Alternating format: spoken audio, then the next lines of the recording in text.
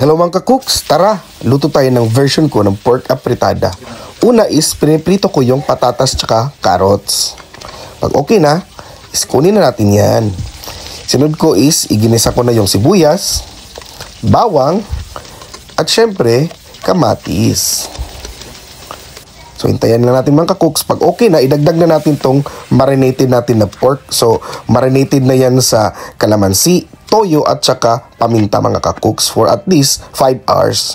So yan, kumukulo na mga ka-cooks, dinagdagan ko na yan ng 2 pirasong pork cubes. Tapos haluin lang natin mga ka-cooks hanggang sa ma-reduce ang sauce at lumambot yung karne.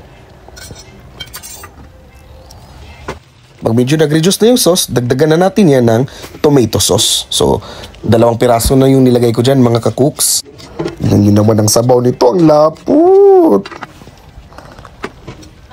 So, malambot na yung karne mga cooks, dinagdag ko na yung ating napritong carrot at patatas.